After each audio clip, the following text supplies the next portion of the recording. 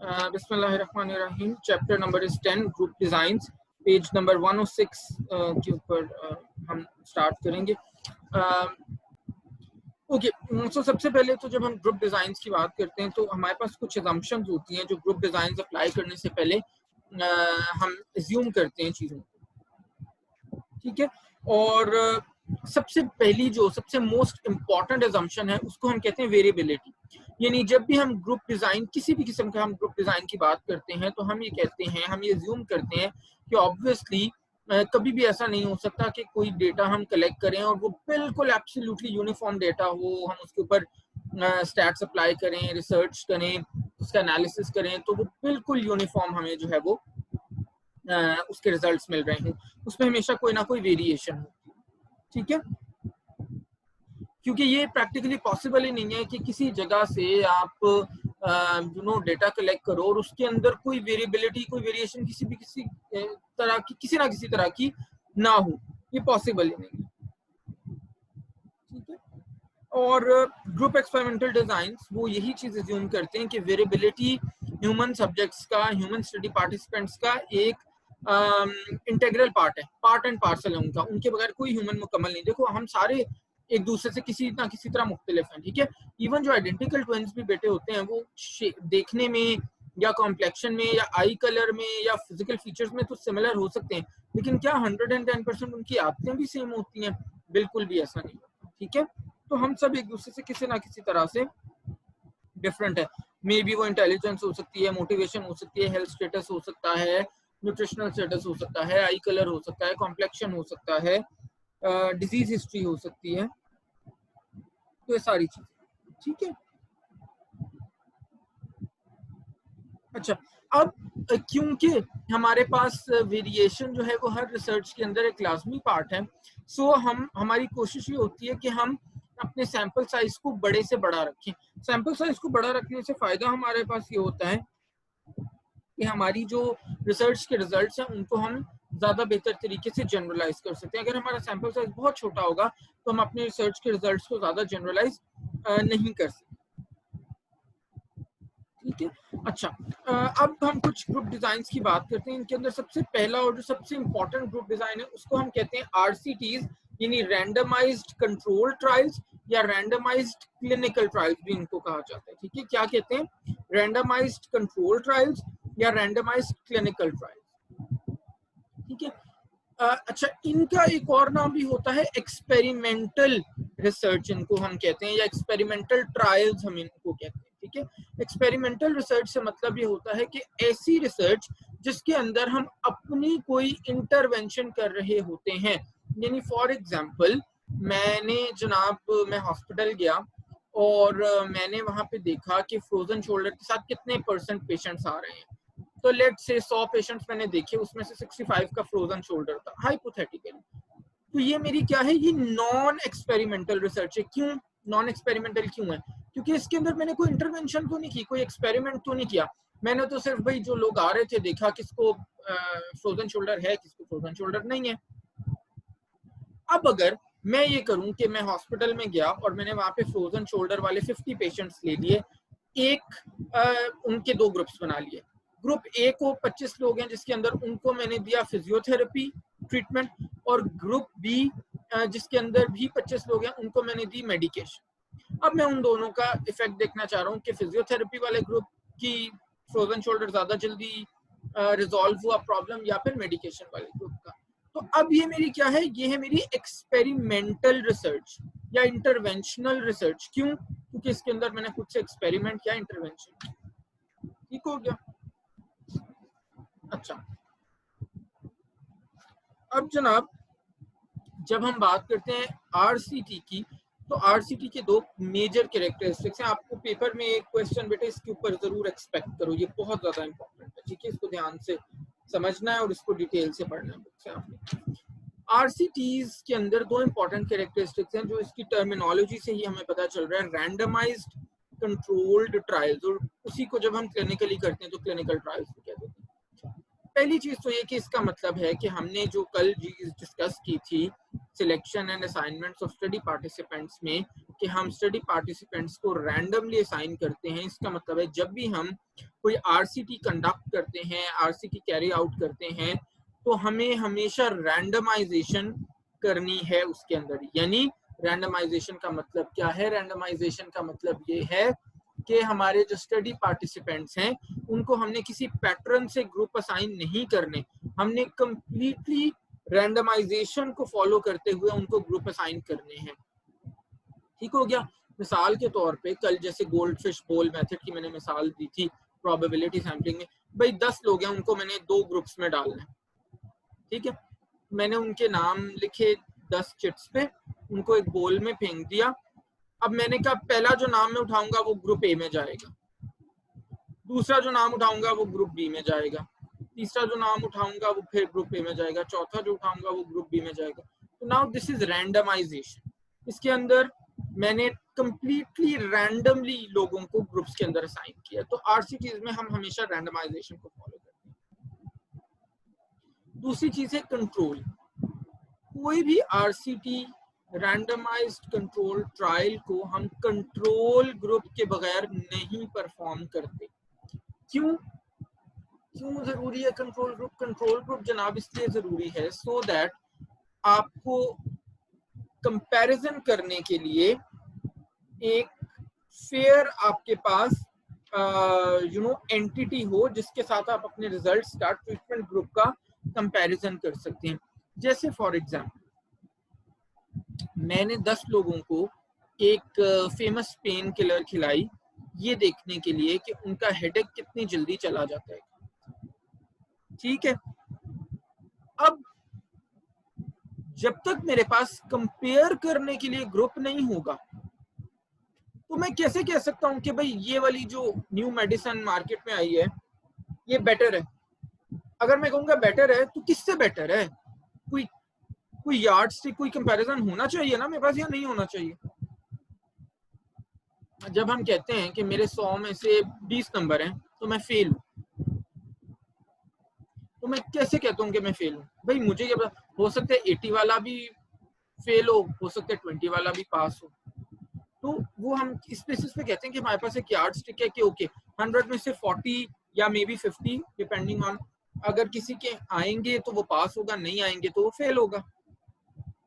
तो इसका मतलब है एक कंपैरिजन करने के लिए एक कंट्रोल ग्रुप हमारे पास आरसीटी के अंदर होना जरूरी है। ठीक है, एक बात ये याद रखनी है कि जब हम बात करते हैं वैलिड रिसर्च की, ऑथेंटिक रिसर्च की, तो उसके अंदर आरसीटीज रैंडमाइज्ड कंट्रोल ट्रायल्स बहुत प्रेस्टिजियस कंसिडर किए जाते हैं।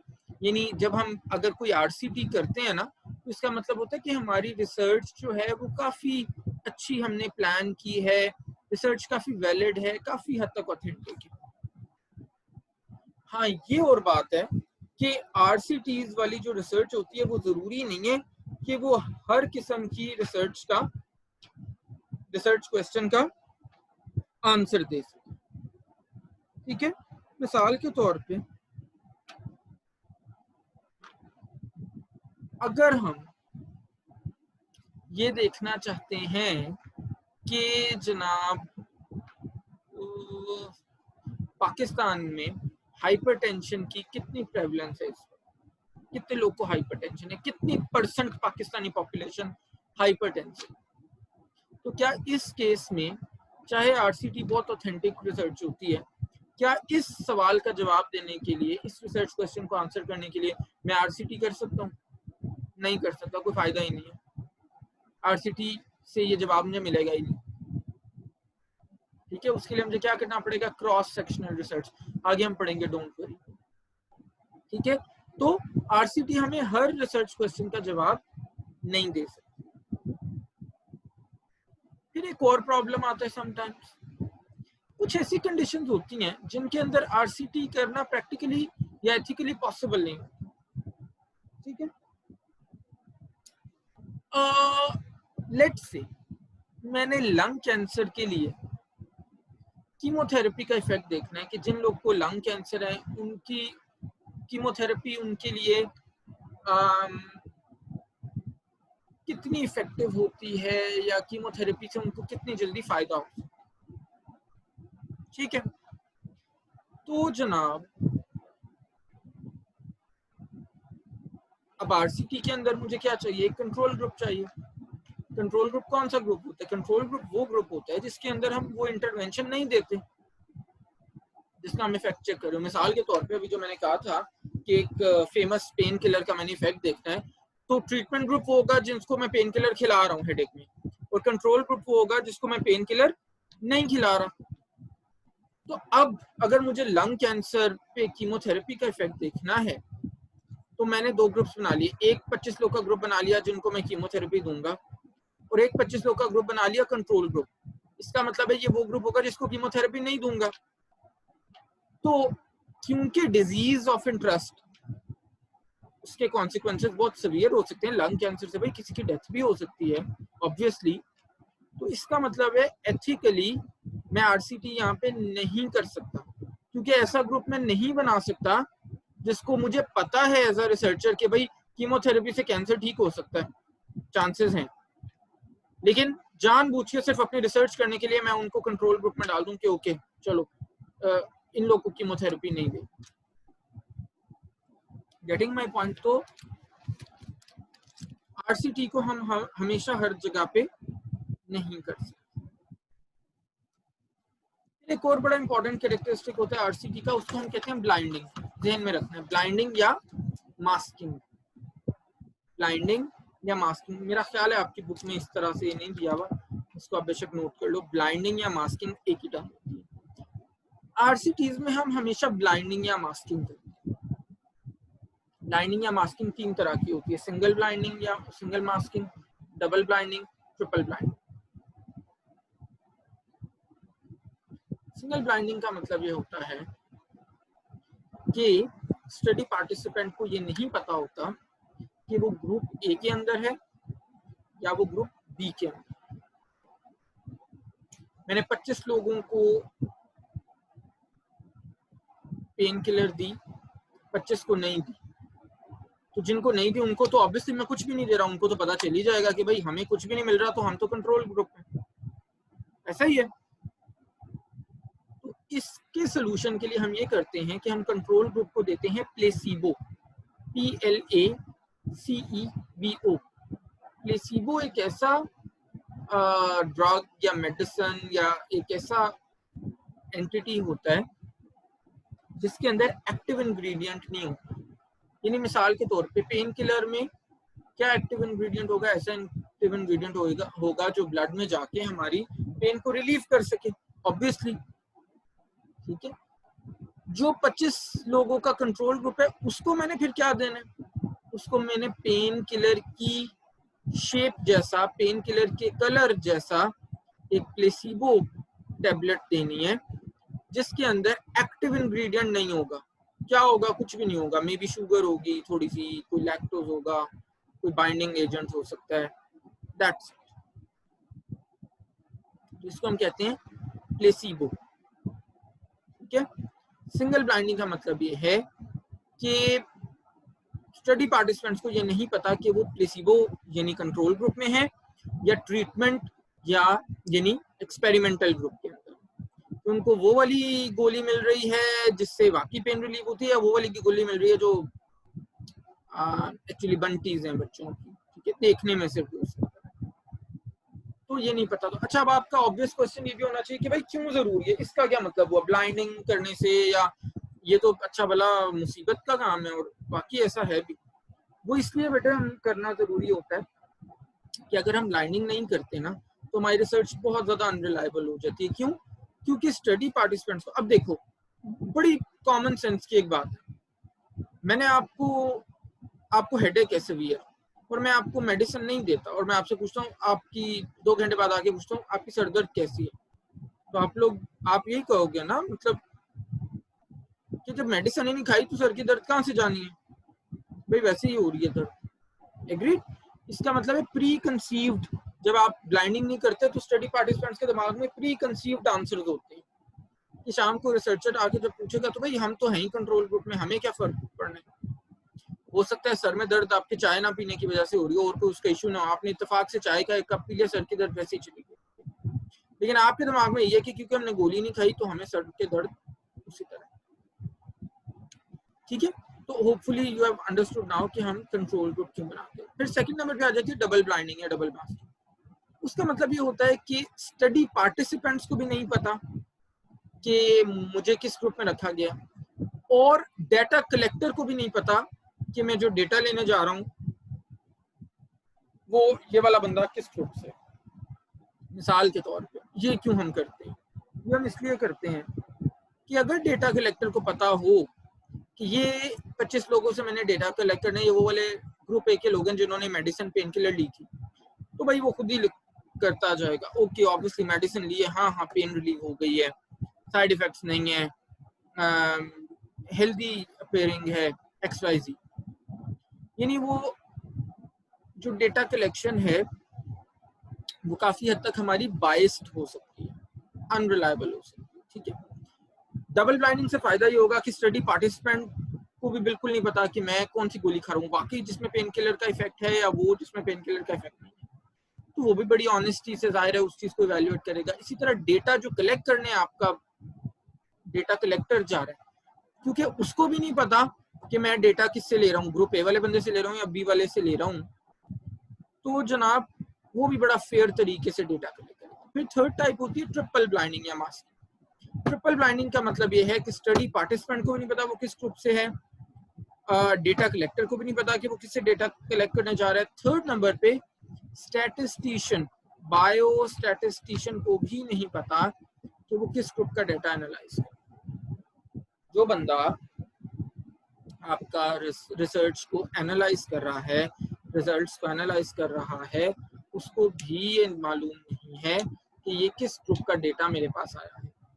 वो क्यों जरूरी है? वो जनाब इसलिए जरूरी है कि समटाइम्स लोग ये करते हैं कि ओके पेन किलर वाले ग्रुप का डेटा, भाई ऑब्वियसली पेन किलर खाई है तो सर की दर्द तो ठीक होनी ही है, तो कौन इतना लंबा चौड़ा इतना हार्ड वर्क करे, कौन डेटा सारा एंटर करे और सॉफ्टवेयर में उसको कमांड्स दे और इंटरप्रेट करे। तो भाई सीधा सीधा लिख दो कि हाँ पेन किलर वाला ग्रुप जो था उनके प्रॉब्लम, उनकी हेडेक बड़ी जल्दी रिजॉल्व हो। ठीक है, तो ट्रिपल ब्लाइंडिंग में फिर स्टैटिस्टिशियन को।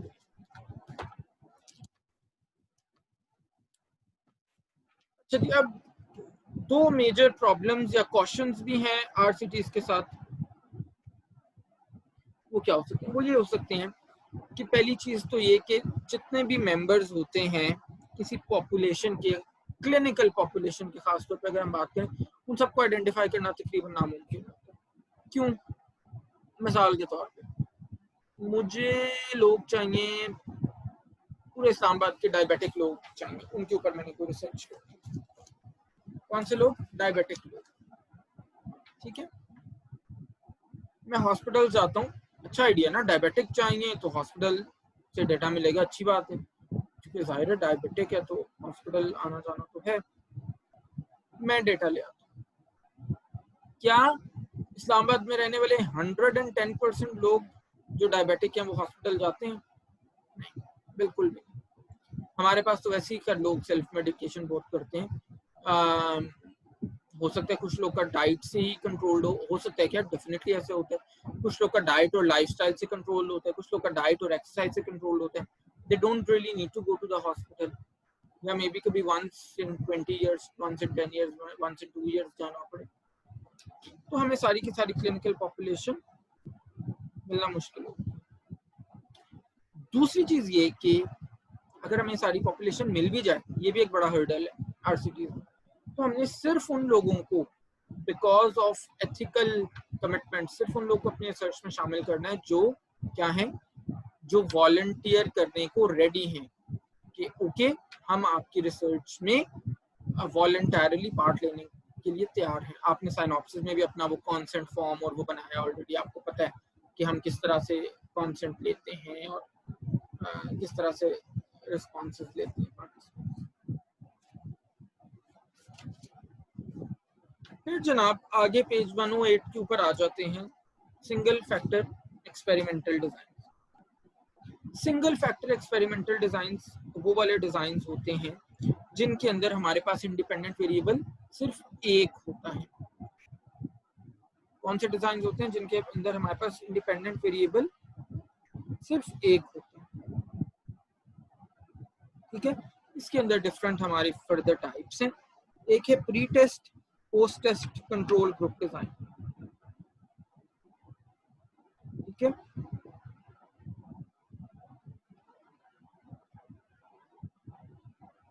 अब आपने जरा टर्मिनोलॉजीज को समझना है उनके नाम से। Pre test post test control group design. तो पहले तो अंडरस्टैंड करो कि कौन सा ग्रुप है, कंट्रोल ग्रुप है। तो ऑब्वियसली अगर कंट्रोल ग्रुप आ रहा है तो इसका मतलब है एक साथ में एक्सपेरिमेंटल ग्रुप तो होगा ही होगा, डेफिनेट। प्री टेस्ट का क्या मतलब है? टेस्ट से पहले। और पोस्ट टेस्ट का क्या मतलब है? टेस्ट के बाद। तो सिंपल इसका मतलब ये है कि हमने दो ग्रुप्स लिए, कम से कम दो ग्रुप्स लिए, एक एक्सपेरिमेंटल बनाया, एक कंट्रोल बनाया, उनको टेस्ट इंटरवेंशन से पहले बेसलाइन वैल्यूज ली, फिर इंटरवेंशन दी और उसके बाद वैल्यूज ली और दोनों को कंपेयर कर दिया। ठीक है, इसको कहते हैं pre test post test control group. दूसरी टाइप है post test only control group design. अब ओनली आ गया तो इसका मतलब है कि इस तरह की रिसर्च में हम प्री टेस्ट मेजरमेंट्स नहीं लेते, सिर्फ पोस्ट टेस्ट लेते हैं। ठीक है, ये ऐसी सिचुएशन में ऑब्वियसली अप्लाई होता है जहां पे रिसर्चर्स के लिए पॉसिबल नहीं होता कि वो टेस्ट से पहले, इंटरवेंशन से पहले की मेजरमेंट्स ले सकें।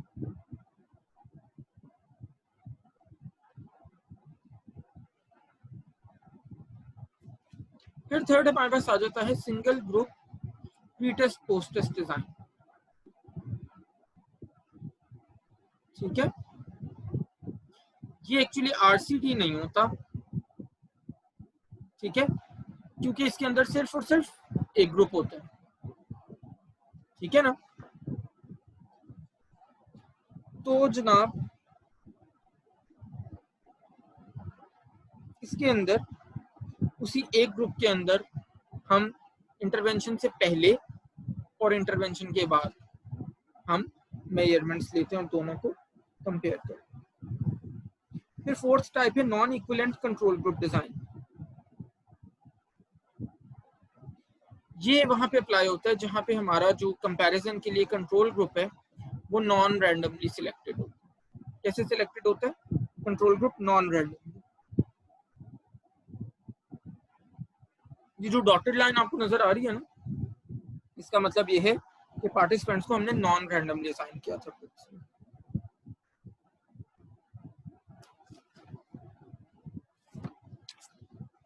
फिर एक और टाइप होती है जिसको हम कहते हैं टाइम सीरीज डिजाइन।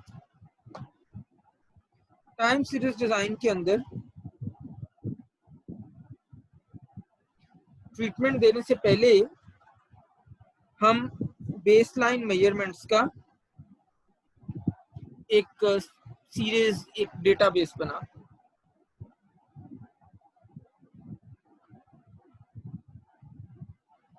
ये नॉर्मली हम तब करते हैं जब कंपैरिजन ग्रुप या कंट्रोल ग्रुप हमारे पास अवेलेबल नहीं होता। तो अगर आप देखो तो 3-4 बार हमने ट्रीटमेंट देने से पहले बेसलाइन टेस्ट लिए, फिर ट्रीटमेंट दिया, एक्स ट्रीटमेंट को शो करा, और फिर 3-4 वैल्यूज हमने ट्रीटमेंट के बाद दी।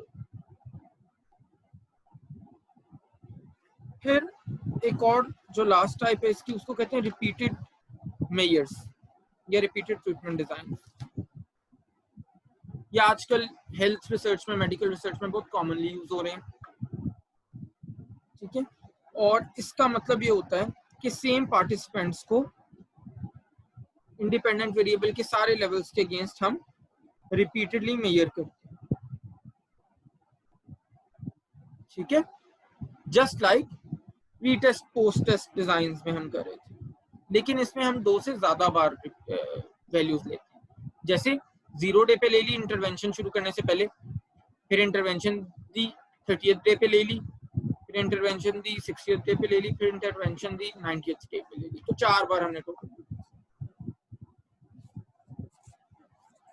फिर आगे जनाब हमारे पास आ जाता है multiple factor experimental design. Obviously जैसे नाम से पता चल रहा है कि ये वो वाले डिजाइन होते हैं जिनके अंदर एक से ज्यादा इंडिपेंडेंट वेरिएबल, ये भी रिहैब रिसर्च में बहुत कॉमनली यूज होते हैं।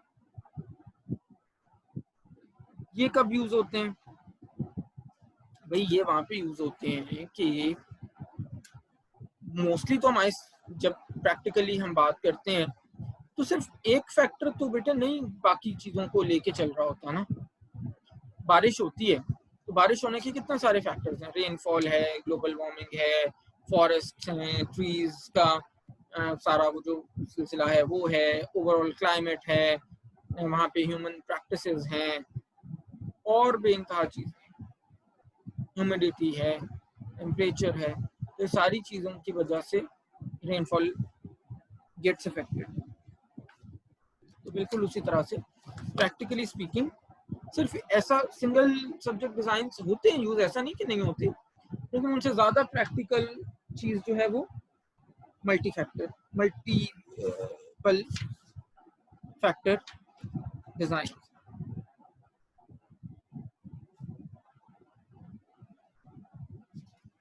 सो फैक्टोरियल डिजाइंस में आप बेसिकली एक वेरिएबल के डिफरेंट लेवल्स लेते हैं। जैसे फॉर एग्जांपल टेम्परेचर आप देख रहे हैं एज इंडिपेंडेंट वेरिएबल, तो temperature let's say 30 degree Celsius पे भी आपने कोई इफेक्ट देखा, 45 पे भी देखा, 60 पे, चलो 2 पे भी देख सकते हैं, 2 लेवल्स पे भी, तो ये फैक्टोरियल डिजाइन।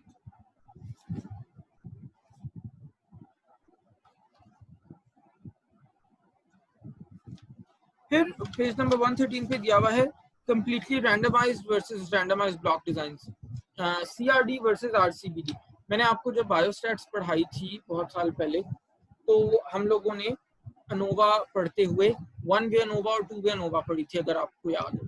तो 1 वे अनोवा का दूसरा नाम है completely randomized design, 2 way ANOVA जो हम सॉल्व करते हैं वो that is through RCBD, randomized complete block design. CRD का मतलब ये होता है कि हमारा जो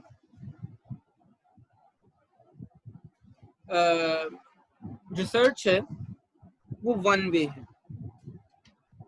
और आरसीबीडी का मतलब ये होता है कि हमारी जो रिसर्च है वो 2 वे है।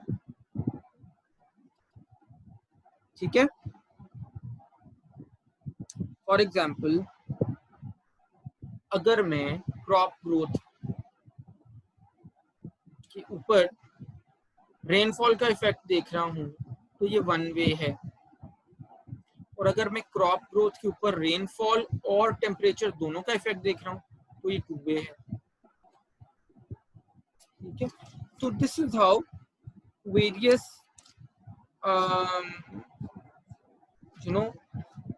experimental designs are applicable to various situations depending on the scenario, depending on our research question. ठीक है बेटे, so this is it। अभी इंशाल्लाह नेक्स्ट फिर लेक्चर के अंदर नेक्स्ट टॉपिक डिस्कस करेंगे। ठीक है, अल्लाह हाफ़िज़।